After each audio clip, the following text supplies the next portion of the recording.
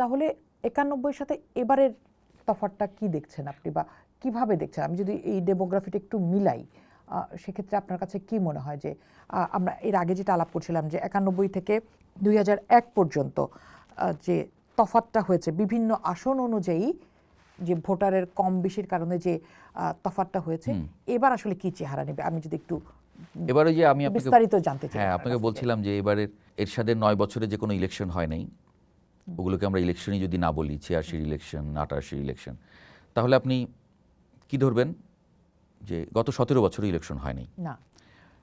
তো ওই 9 বছর ভোট দিতে মানে অভ্যস্ত না মানুষগুলো 55% কাস্টিং করলো। 100 জনে 45 জন মানুষ ভোট কেন্দ্রে যায়নি।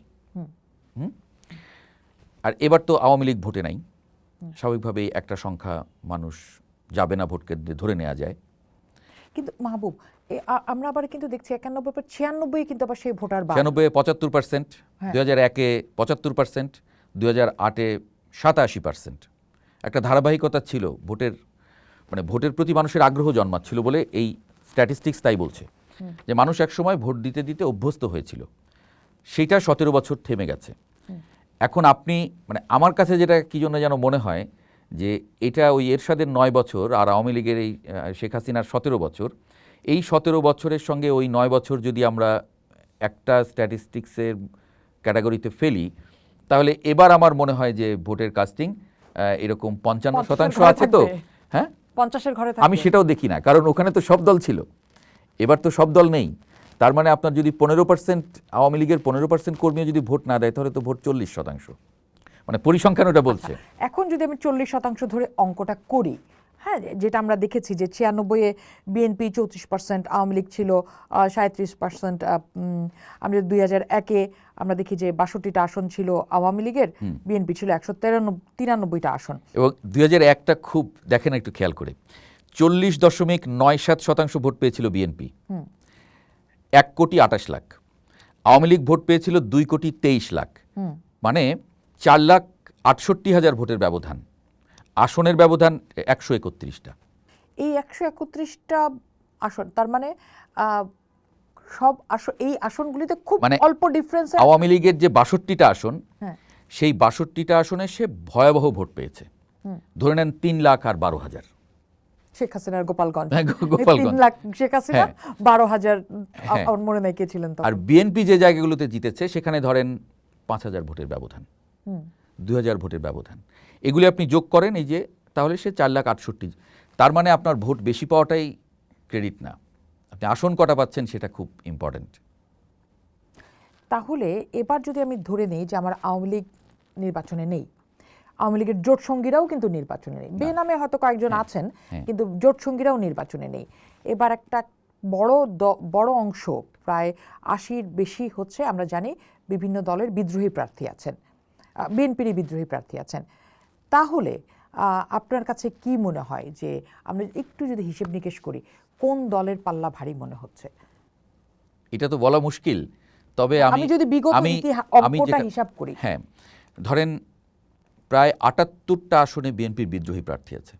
এই বিদ্রোহী প্রার্থীরা কোনো কোনো জায়গায় তারা সমর্থন পাচ্ছে জামায়াতের, কোনো কোনো জায়গায় সমর্থন পাচ্ছে আওয়ামী লীগের, কোথাও কোথাও সমর্থন পাচ্ছে তৃণমূল বিএনপির। না, নিজের তো একটা ভোট ব্যাংক আছেই।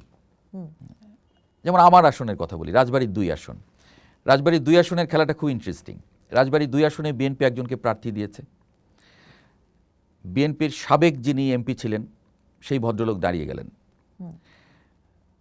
দাঁড়িয়ে যাওয়ার পরে ওখানে জামায়াতের যিনি প্রার্থী ছিলেন, জামায়াত তখন ওইটা এনসিপিকে ছেড়ে দিল, জামায়াতের প্রার্থী প্রত্যাহার করে নিল।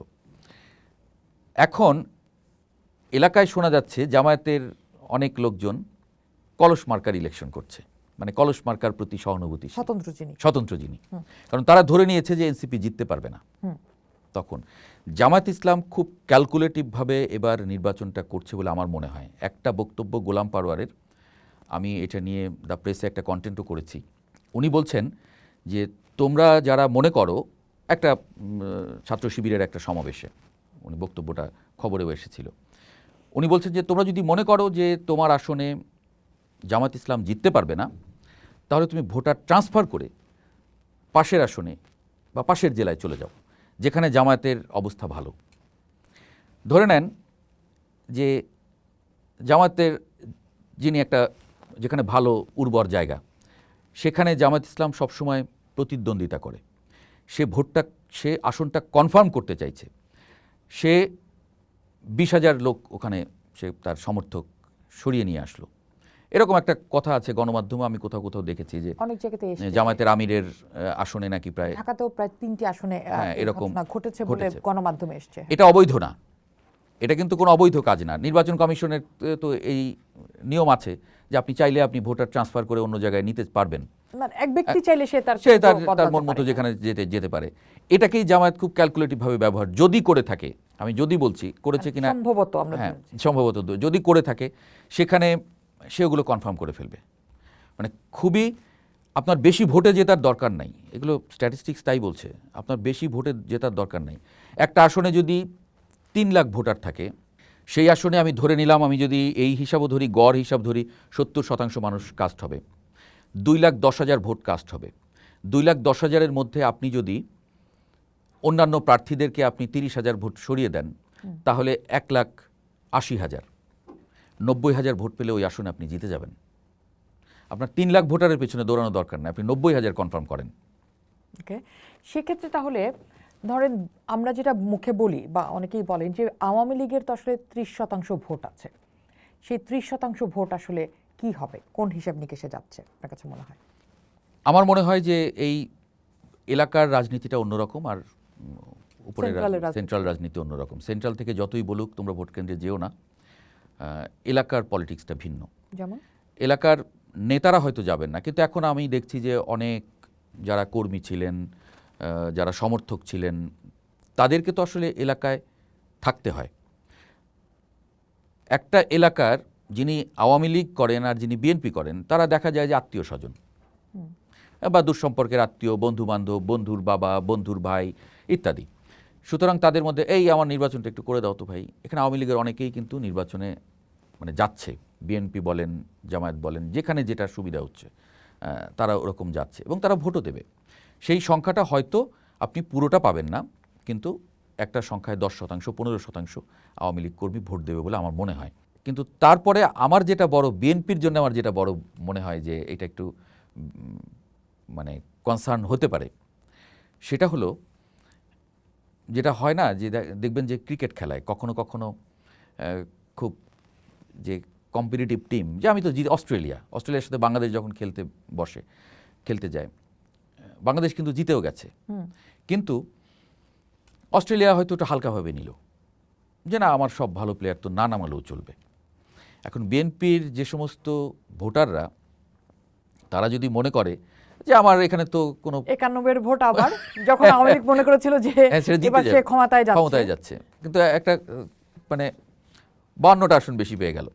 তো ওরকম যদি মানে বিএনপির ভোটাররা যদি ভোট কেন্দ্রে কম যায় এবং জামায়াতের যারা সমর্থক তারা দেখবেন যে অসুস্থ হওয়া ছাড়া তারা ভোট মিস করবে না, এরা ইমানি দায়িত্ব মনে করবে, তারা ভোট দিবে।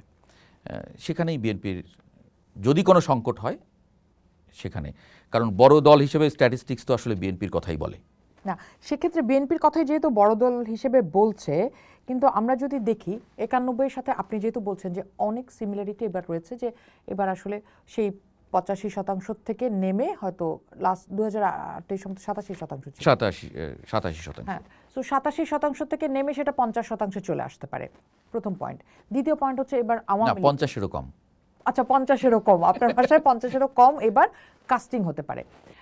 তার মধ্যে আবার না, এখানে আবার ওই যে যদি তরুণ ভোটাররা বেশি ভোট দেয়, তরুণ ভোটাররা যদি 70% 80% তরুণ যদি ভোট দিয়ে ফেলে, তাহলে আবার ওইটা কাভার হয়ে যাবে। সেটা কতখানি কাভার হবে? 15% হার্ডলি। হ্যাঁ, 15%ই তো অনেক। তার মানে আমি ধরে নিচ্ছি তাহলে আপনার ভাষায় সেটা 55%-এই আসছে হতে পারে। সো 55% যদি তরুণ ভোটার হয়, তরুণ ভোটার যদি 55% হয়, সেক্ষেত্রে এবং আওয়ামী লীগ এই ভোটে নেই, হ্যাঁ, ভোটার উপস্থিতি, তাহলে আপনার কাছে আপনি ধরে নিচ্ছেন বিএনপির দিকে তার পুরনো যে অভিজ্ঞতা সেখান থেকে বিএনপির ভোট বেশি যাচ্ছে। জামাত এবার অনেকখানি, অনেকেই বলছেন যে অনেকখানি আগিয়ে গিয়েছেন বিভিন্ন ক্ষেত্রে। না, জামায়াত ক্যালকুলেটিভলি এগিয়েছে। এবং আরেকটা জিনিস দেখেন, সোশ্যাল মিডিয়া কিন্তু অনেক, আপনি ট্রাম্পের ইলেকশন দেখেন, আপনি মোদির ইলেকশন দেখেন, আপনি মমতার ইলেকশন দেখেন, সোশ্যাল মিডিয়া কিন্তু ভয়ঙ্কর। সে যেভাবে সমাজ তৈরি করে ফেলে, এটা হয়তো আপনি মানেন না মানেন, সোশ্যাল মিডিয়া ভয়ঙ্করভাবে প্রভাব ফেলবে। এখন সোশ্যাল মিডিয়া যদি মানে বাংলাদেশে যেহেতু এখন পর্যন্ত আমাদের দেখার সুযোগ হয় নাই, অন্যরা কিন্তু স্বীকার করে নিয়েছে, নরেন্দ্র মোদী স্বীকার করে নিয়েছে যে সোশ্যাল মিডিয়া আমাকে প্রায় সরকার থেকে বের করে দিয়েছিল। ডোনাল্ড ট্রাম্প, সে কিন্তু সোশ্যাল মিডিয়া দিয়ে বাজিমাত করেছে। সুতরাং বাংলাদেশে যদি একই ট্রেন্ড থাকে, সোশ্যাল মিডিয়ার ট্রেন্ড তো ভিন্ন। আমরা যাদেরকে বট বলি, এরা আদৌ বট নাকি এরা খুব অ্যাক্টিভ, সেটা যেমন সিম্পলি ধরেন, যদি 1 লাখ কর্মী থাকে আপনার সারা বাংলাদেশে আপনার যদি অ্যাক্টিভ 1 লাখ কর্মী থাকে, আপনি ফারহানা রহমান, আপনি এই 1 লাখ মানুষকে দিয়ে সকালবেলায় আপনি একটা কথা বলবেন, দ্য পোস্টে আপনি একটা কন্টেন্ট করলেন, একটা ন্যারেটিভ ক্রিয়েট করলেন, সেই ন্যারেটিভটা 1 লাখ মানুষের গ্রুপে দিয়ে দিলেন, ওরা এমনভাবে শেয়ার করবে, সারাক্ষণ কমেন্ট করবে, এইটা 10 কোটিতে পৌঁছাতে আপনার 2 দিন লাগবে। অন্য কোনো উপায়ে আপনি এই এত মানুষের কাছে পৌঁছতে পারবেন না। একটা সময় টেলিভিশন ছিল, আপনি টেলিভিশন দিয়ে পৌঁছতে পারতেন হয়তো, কিন্তু এখন তো টেলিভিশন না, এখন সোশ্যাল মিডিয়ায় 10 কোটি মানুষের কাছে খুব মুহূর্তে পৌঁছানো যায়। মানুষ কিন্তু বিশ্বাস করে। কিন্তু আমাদের এখানে অতিথি হয়েছিলেন এর আগে আরেক সাংবাদিক তাসনিম খলিল, তিনি একটা কথা খুবই গুরুত্বপূর্ণ বলেছিলেন যে দলের একেবারে ইউনিয়ন পর্যন্ত কর্মী দেওয়ার সামর্থ্য রয়েছে, প্রত্যেকটি কেন্দ্রে পোলিং এজেন্ট দেওয়ার সামর্থ্য রয়েছে, সেই দল জিতে আসা নিশ্চিত। এটা সত্যি, কোর কর্মী দেওয়ার সামর্থ্য রয়েছে। এবং তিনি হিসাব করে দেখিয়েছেন, আমার ঠিক সংখ্যাটা এখন মনে পড়ছে না, তিনি হিসাব করে দেখিয়েছিলেন যে এই ক্ষমতা শুধুমাত্র বাংলাদেশে বড় 2টি রাজনৈতিক দলের রয়েছে, আওয়ামী লীগ এবং বিএনপি। তাহলে তো আওয়ামী লীগ নেই, বিএনপি। এখন ধরেন আমি কিন্তু আপনাকে ওই হিসাবটা দিলাম, আপনি 90,000 ভোট কনফার্ম করবেন। 90,000 ভোট কনফার্ম করার জন্য সব কেন্দ্রে আপনার যাওয়ার দরকার নাই। Then again the social platform. No, আপনি খেয়াল করেন, মানে একটা কথা আছে এরকম, গ্রামগঞ্জে বলে যে ভোট আমি তোমাকে দিলাম, তুমি কি গুনে নিতে পারবা? মানে ধরেন এখান থেকে সেই ভুরুঙ্গুমারির একেবারে কর্নারের একটা কেন্দ্রে, সেই কেন্দ্রে আপনি সবচেয়ে বেশি ভোট পেলেন, ধরেন পোস্ট সবচেয়ে বেশি ভোট পেল। এখন পোস্টের যদি ওখানে কোনো প্রতিনিধি ভোট গুনে নেওয়ার সামর্থ্য না রাখে, তাহলেই ওখানে কোনো না কোনো সংকট তৈরি হতে পারে। তাসনিম খলিলের কথাটা একদম 100% সত্য। কিন্তু এটাও সত্য যে আপনার যদি সারা বাংলাদেশে প্রায় 45,000-এর মতো কেন্দ্র, 45,000-এর মতো বুথ বোধ হয়, এরকম 43,000 সামথিং। এখন সব জায়গায় যদি আপনার সামর্থ্য না থাকে, আমি যে বললাম যে আপনার হয়তো 5 লাখ মানুষ আছে, এই 5 লাখ মানুষকে আপনি যদি অর্ধেক কেন্দ্রে ভাগ করে দেন, আপনি সব জায়গায় ফাইট করবেন না, আপনি পকেটে ফাইট করছেন। আপনি সারা বাংলাদেশে 24-এর গণ অভ্যুত্থান সারা বাংলাদেশে ফাইট করার দরকার নেই, আপনি ঢাকা শহরে ফাইট করছেন। এখন আপনি যদি সিলেক্টেড জায়গাগুলোতে ফাইট করেন, ওই জায়গাগুলোতে মানে ক্যালকুলেটিভভাবে আপনি যদি ফাইট করেন, আমি যেটা বলছি বের হয়ে আসা সহজ। আচ্ছা, সেক্ষেত্রে যেহেতু এই ক্যালকুলেটিভ হিসেবের কথাই আসছে, এবং এবার তরুণ ভোটাররাই সবচেয়ে উল্লেখযোগ্য অংশ, নারীর পরপরই আমরা ধরবো যে তরুণ ভোটাররাই বড় অংশ, এবং এই নারীর মধ্যে আসলে তরুণও আছেন অনেক। সেক্ষেত্রে এই যে নতুন রাজনৈতিক দল, যে তরুণদের হাত ধরে গণ অভ্যুত্থান হলো, তাদের ভবিষ্যৎ কি দেখতে পায়, যদিও তারা 11 দলীয় জোটে আছেন? মানে এটা খুবই অল্প সময় তারা একটা রাজনৈতিক দল আসলে এরকম এমন একটা পরিস্থিতিতে তারা রাজনৈতিক দলটা তৈরি করেছে যেটা যখন তাদেরকে আসলে সরকারের সব রকম দায় নিতে হয়েছে। মানে এটাকে আমি নেগেটিভভাবে দেখি এই কারণে, তারা তো তৈরি হতে পারে নাই। একটা রাজনৈতিক দল তৈরি হতেও তো আসলে 5-10 বছর সময় লাগে। হ্যাঁ, ধরেন বিএনপি 91-এ ক্ষমতায় আসছে, বিএনপি তো 81 সালে, সে 10টা বছর সময় পেয়েছে। এরা 1.5 বছরের মধ্যে ইলেকশনে আসতে হচ্ছে। এরা আসলে ইলেকশন মেকানিজমটা বুঝতেই অথবা রাজনীতির মেকানিজম বুঝতেই এরা এই সংকটটা, আমার কাছে যেটা মনে হয় যে লেগে থাকলে একটা দলের সম্ভাবনা তো বাংলাদেশে আছেই।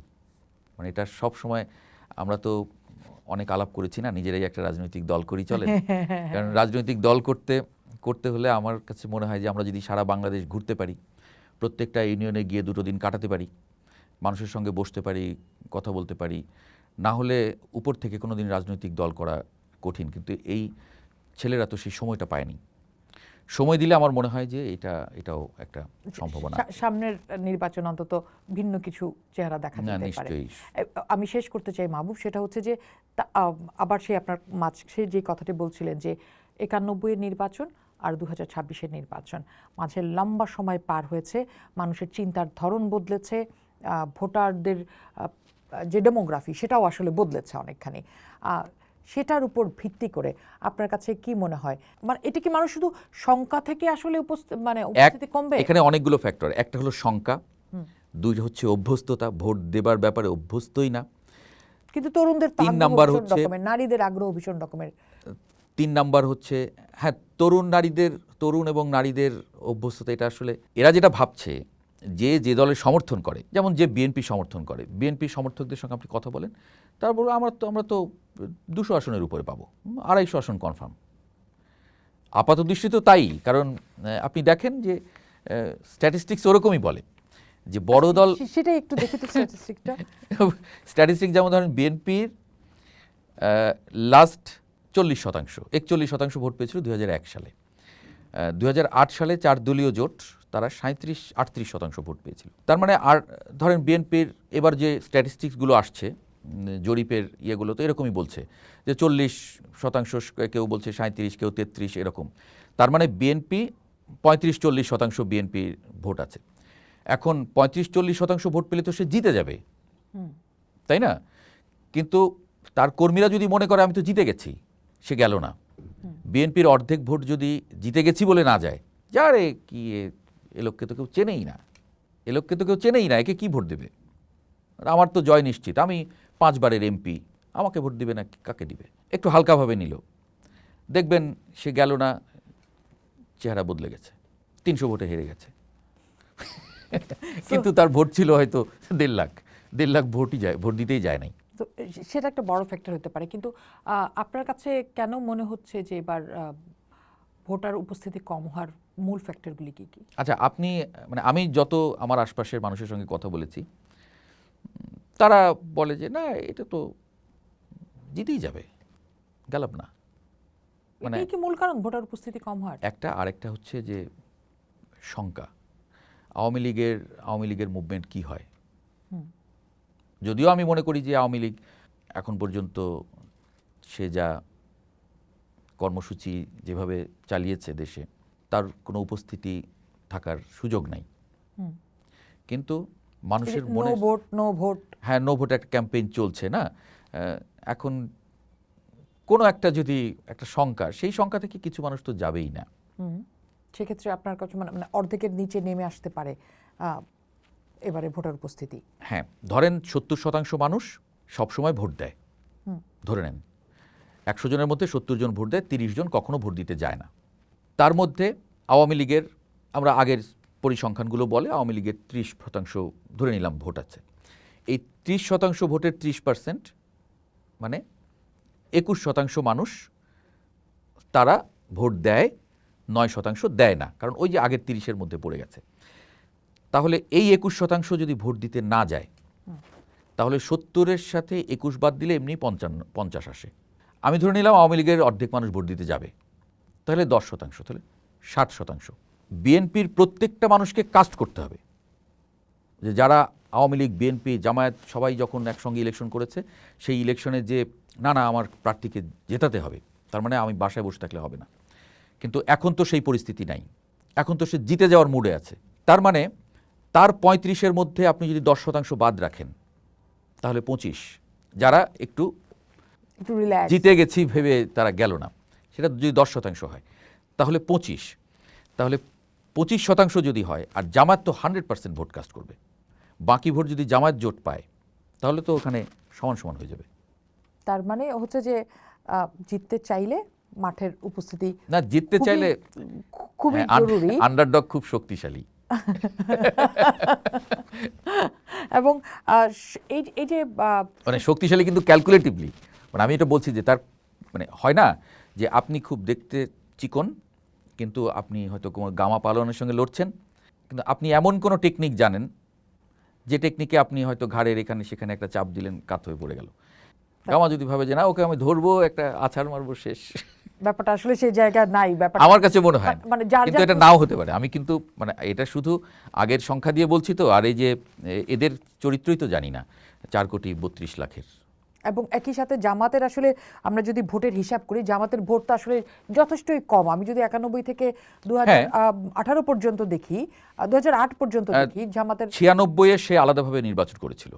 96 সালের নির্বাচনে সব দলগুলো আলাদা আলাদা নির্বাচন করার কারণে তাদের একটা ভোটের পার্সেন্টেজটা মোটামুটি বোঝা যায়। সেখানে 8.6% ওর ভোট ছিল। বাকি সময়গুলোতে সে বিএনপির সঙ্গে জোট করেছে, না হলে অন্যদের সঙ্গে জোট করেছে। তাতে যেটা হয়েছে যে তার ভোটটা চেনা যায় না, কিন্তু ওই সময় একটু চেনা যায়। এরপরে তো আসলে সুযোগই নেই চেনার, কারণ সে জোটে যেহেতু করছে। এবং এবার সে আবার আলাদা জায়গায় এসছে, যেটা বলা হচ্ছে যে 17% থেকে বেড়ে এটা এবার হয়তো 33%, 35%, অনেকে আবার 50%ও দেখছেন যে তার ভোট বেড়ে যেতে পারে। সেক্ষেত্রে একটু শেষ করতে চাই যেটা দিয়ে মাহবুব, সেটা হচ্ছে এখনও নির্বাচন, আপনি কেন্দ্রের সংখ্যা নিয়ে আমরা আলাপ করছি, কিন্তু বিভিন্ন গণমাধ্যমে বিভিন্ন বিশ্লেষকের কণ্ঠে আবার নির্বাচন হওয়া নিয়ে একটা সংখ্যা দেখা যাচ্ছে। এই সংখ্যা, এই যে নির্বাচন হওয়া নিয়ে যে সংখ্যা, এটা কি ভোটারদের মধ্যে যেতে পারে বলে আপনি মনে করেন, বা এগুলো কি প্রভাব হিসেবে থাকবে সামনে আর 12 দিনের মধ্যে, যে এই যে নানা ধরনের মন্তব্য বক্তব্য পাওয়া যাচ্ছে? না, ওই যে আমার মনে হয় যে নির্বাচনটা হবে। আচ্ছা, মানে আমি এটা মনে করি যে যেভাবে নির্বাচনটা হতে হবে আসলে, না হলে আর কি হবে বলেন। নির্বাচনটা হওয়াটা দরকার, এটা সবাই ফিল করে। দেশের বিজনেসম্যানরা ফিল করে, দেশের সাধারণ মানুষ ফিল করে। দ্রব্যমূল্যের যে পরিস্থিতি, এটা আসলে সাধারণ মানুষও এটা ফিল করে, যেটা একটা গভর্নমেন্ট দরকার। কিন্তু এই যে সংখ্যা, বিভিন্ন জায়গা থেকে সংখ্যা, সেই সংখ্যা তো প্রভাব তো দীর্ঘদিন ধরে ফেলে আসছে, কিন্তু একটার পর একটা বাধা তো টপকাচ্ছে। একটা সময় যখন এই সরকার ঘোষণা দিল যে নির্বাচন কবে হবে ঠিক নাই, তারপরে মনে হচ্ছে যে হায় হায় নির্বাচন তো হলো না, তখন দেশের মানুষ বলে এরা নির্বাচনই দিবে না। তারপরে দেখা গেল যে না, একটা ডেট পাওয়া গেল। ডেট পাওয়ার পরে না, ডেট তো দিল কিন্তু নির্বাচনের তফসিল হবে না, তফসিলও হলো। এখন আমার কাছে মনে হয় যে শেষ পর্যন্ত নির্বাচনটাও হবে, নির্বাচনের আগের দিন পর্যন্ত এই সংখ্যা থাকবে, যে নির্বাচনটা হয়ে যাওয়ার পরে আবার ফলাফল দেবে কিনা সেটা, আবার ফলাফল মানবে কিনা। হ্যাঁ, ফলাফল না মানার ফলাফল মানলো, তারপরের দিন আলাপ হবে শপথ নিতে পারবে কিনা। সুতরাং আমরা আসলে অনিশ্চয়তার মধ্যে না থেকে একদম যার যার অবস্থান থেকে আসলে সবার থাকা উচিত, যে নির্বাচনটা, আপনি যেটা বলছিলেন যে নির্বাচনটা আসলে জরুরি, এবং একজন দায়িত্বশীল নাগরিক হিসেবে ভোট কেন্দ্রে উপস্থিতিটাও জরুরি, কারণ আমার নেতা আমি নির্বাচিত করব। আলাপটা আজকে এখানেই শেষ করতে চাই। ভোট কেন্দ্রে আমরা যাব, দায়িত্বশীল ভোটারের যে দায়িত্ব সেটা নিশ্চিতভাবে আমরা পালন করব, কারণ গণতন্ত্রের পথে হাঁটা আমাদের সাথে সবাইকে একসাথেই হাঁটতে পারতে হবে। পোস্ট দেখুন, ভাবুন, করুন, পোস্টের সাথেই থাকুন।